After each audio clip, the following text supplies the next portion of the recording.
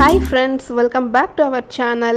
இன்னைக்கு ஸ்மைலி சமையல் சேனலில் பார்க்க போகிற ரெசிபி மதுரை ஃபேமஸ் உருளைக்கிழங்கு மசால் பொட்டலம் எப்படி செய்யலான்னு பார்க்கலாம். வேக வச்சு மசிச்ச உருளைக்கிழங்கை தனியாக எடுத்து வச்சுக்கோங்க.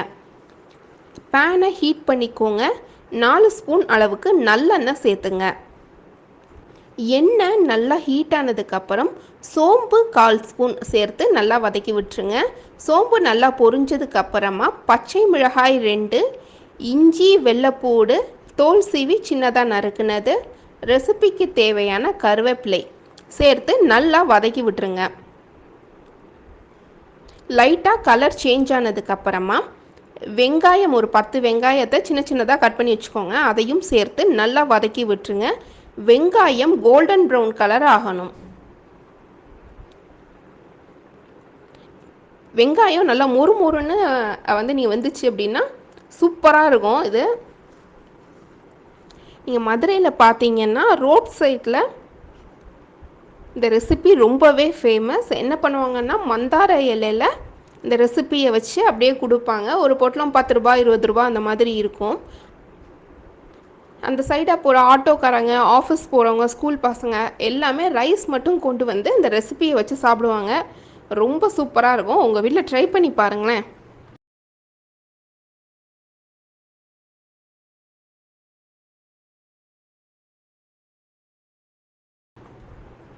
இந்த ஸ்டேஜில் ரெசிபிக்கு தேவையான உப்பு, மஞ்சள் தூள் 1/4 ஸ்பூன், காஷ்மீரி சில்லி 1 ஸ்பூன் போட்டுக்கோங்க. ஏன்னா கலர் நல்லா டார்க்காக கிடைக்கும், உங்களுக்கு காரம் இருக்காது. எல்லாத்தையும் சேர்த்து நல்லா மிக்ஸ் பண்ணி விட்ருங்க. அந்த கலர் நல்லா சேஞ்ச் ஆகி அந்த ஆயிலெலாம் செப்பரேட் ஆகும். இப்போ கடலை மாவு 2 ஸ்பூன் சேர்த்து நல்லா வதக்கி விட்டுருங்க. அந்த கடலை மாவோட பச்சை வாசனைலாம் போய் அதை நல்லா மொறுமொறுன்னு வேக ஆரம்பிக்கும். இந்த ஸ்டேஜில் வேக வச்சு மசிச்ச உருளைக்கிழங்கு சேர்த்து நல்லா மிக்ஸ் பண்ணி விடுங்க. லேசாக தண்ணியை தொளிச்சு நல்லா மிக்ஸ் பண்ணி விட்டுக்கிட்டே இருந்தீங்கன்னா நல்லா கெட்டியாகி நம்மளுக்கு ரெசிபி ரெடி ஆகிடும். பாருங்கள் எவ்வளோ சூப்பராக உருளைக்கிழங்கு மசால் ரெடி ஆகிடுச்சு. இப்போ கொத்தமல்லி தூவி இறக்கிடலாம்.